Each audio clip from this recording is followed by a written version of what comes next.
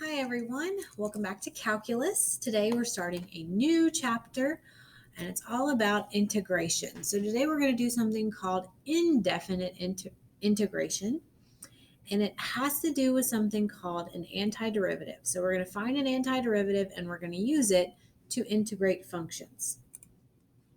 So let's go way back to whenever we first started taking derivatives. So let's say I have all of these functions here. Let's say that I have f of x equals x cubed, and maybe g of x is x cubed plus 1, h of x equals x cubed minus 4, and j of x equals x cubed plus 2 pi. So these are functions. Let's find the derivatives. The derivative of f would be 3x squared. The derivative of g would be 3x squared plus 0, but still 3x squared. Derivative of h is 3x squared. And the derivative of j is also 3x squared. So even though the original functions are different, they all had the same derivatives because the derivative of our constants are 0. Well, what if I wanted to go backwards? What if I had f prime and I wanted to find the formula for f? And let's say I didn't know what f was. So let's pretend that we don't know what f is. So I don't know what f is, but I do know that f prime is 3x squared. So if I wanted to try to go backwards from the derivative and try to find the function, then I could say, okay, well, I need to think of something that's going to give me a derivative of 3x squared. So let's see, if I add 1 to the exponent and then divide the coefficient by my new exponent, I'd get f of x. So f of x equals x cubed could give me a derivative of 3x squared. Or an option for f of x could also be x cubed plus 1. Or f of x could also be x cubed plus 3. F of x, if my derivative f prime is 3x squared, then f of x would be any function that would give me a derivative of 3x squared. So it could be, as long as I have x cubed, and any other constant, its derivative would be f prime. Well, that's what we're going to go today. So it is important to say that these, what we're finding right now, these are called antiderivatives.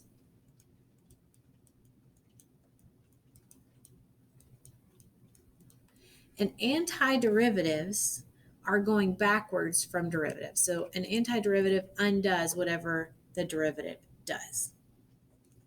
Okay? But if I'm going backwards from 3x squared, it's impossible to know from which function the original came. So to cover our bets, we say that the antiderivative of 3x squared is x cubed plus c, so plus any constant. And it's important to attach the plus c after every antiderivative because we're saying that it is an antiderivative, not one specific function. So let's say that I knew that f prime of x was x cubed. Then I can take an antiderivative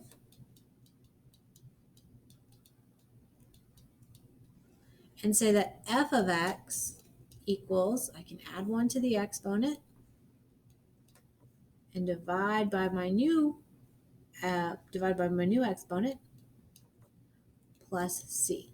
So I can go backwards and say that my antiderivative would be 1/4 x to the 4th plus c, and that would cover all my bases.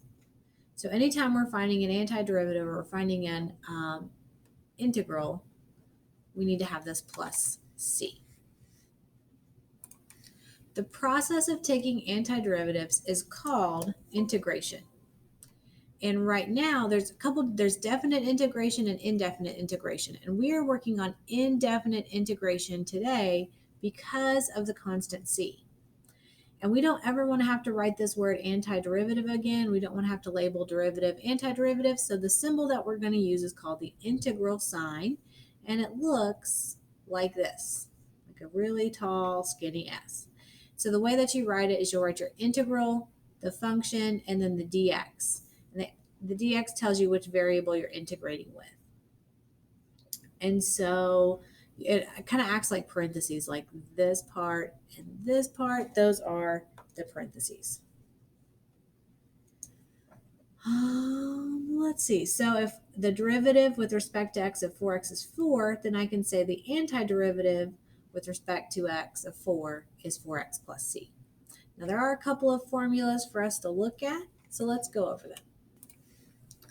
So here is our main rule that we're going to go with for today. It's called the power rule, or the reversed power rule.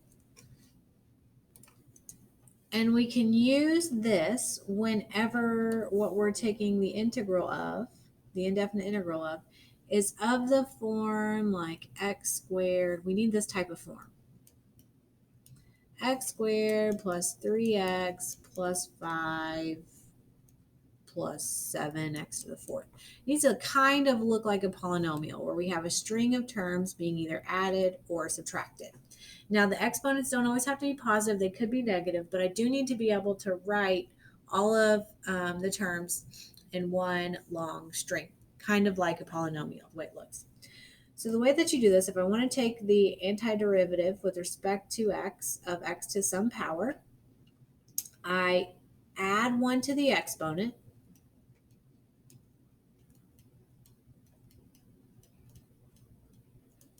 then I divide by the new exponent,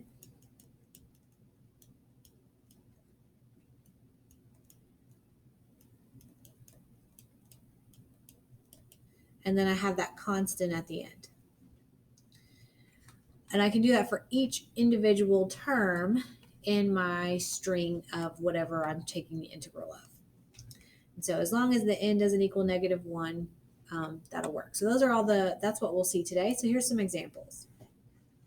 Let's start off with example 2, the indefinite integral of x to the 5th dx. So the way I'm going to write that, I'm going to add 1 to the exponent. So add 1 to 5 and I get 6.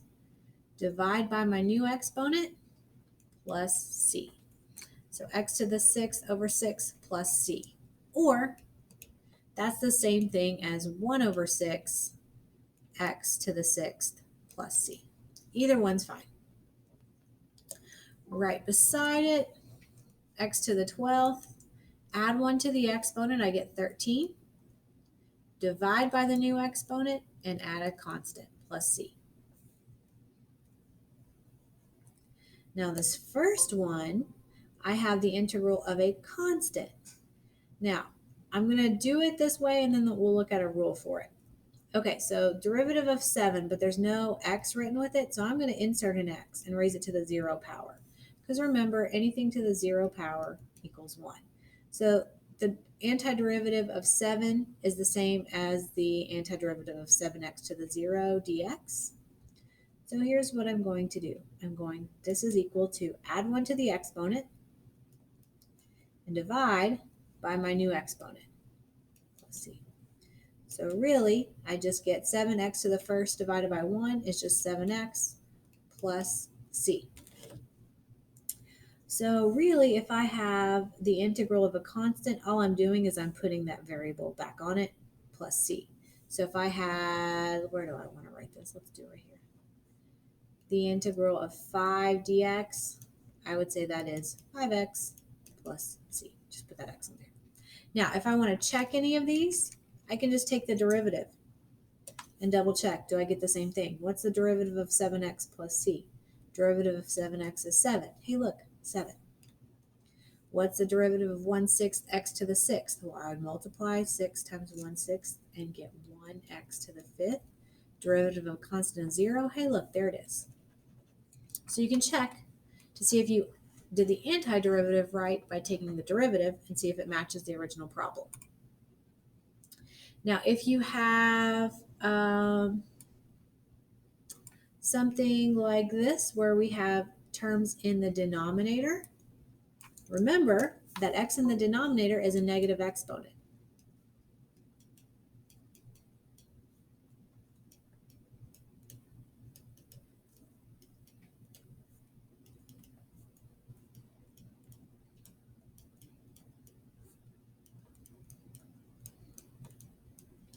So I want to make sure that I'm writing out my integral, or what I'm trying to integrate, so that it's in this form where I have all these terms added or subtracted. Right now I've got a division, so I don't want x in the denominator. But I can rewrite first so that I can apply that power rule. So I will rewrite it as, instead of 1 over x squared, as x to the negative second dx. Then I'll apply that reverse power rule. So add 1 to the exponent, I get negative 1. Divide by the new exponent,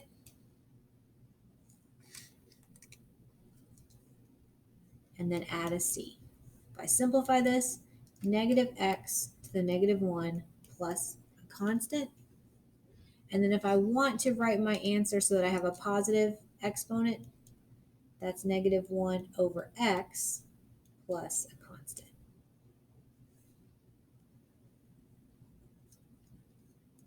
On the second one, I can rewrite as well. So I can rewrite, that's why I haven't changed colors. 2x to the negative third minus 5x to the negative fourth dx. Now when I go to integrate, I'm going to add 1 to the exponent, negative 2, divide by the new exponent, and do the same thing for this next part. So minus, let's see, 5x to the negative third, divide by the new exponent, and then plus a constant. Then I'll simplify everything. 2 divided by negative 2 is negative 1, x to the negative 2. Negative 5 divided by negative 3 is plus 5/3, x to the negative 3, plus a constant. And then if I write it with positive exponents, negative 1 over x squared plus 5 over 3x cubed plus a constant.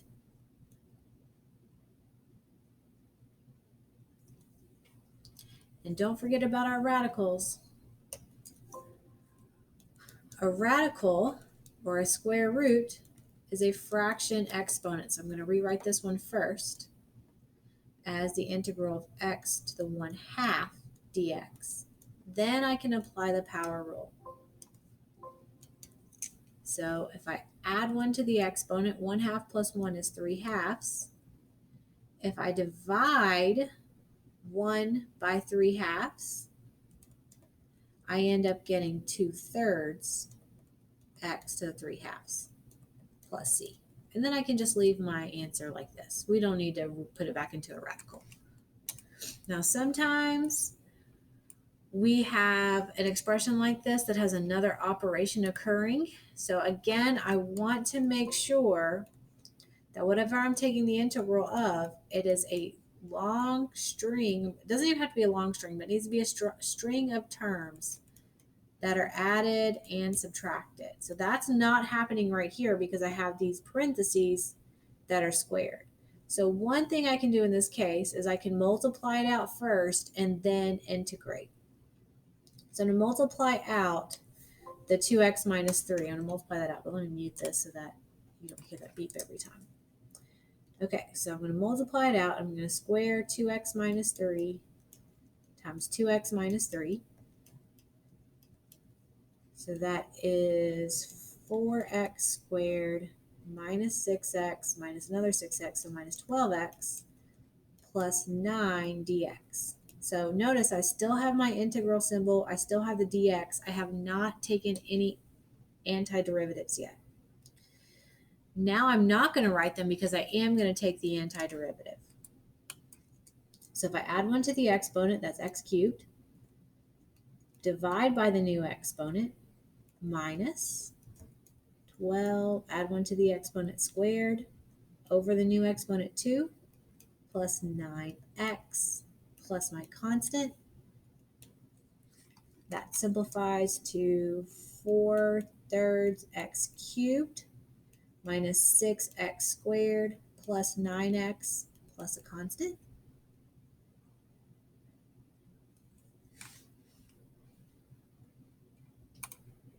And then other times, I can, if I have a fraction with the exponent as long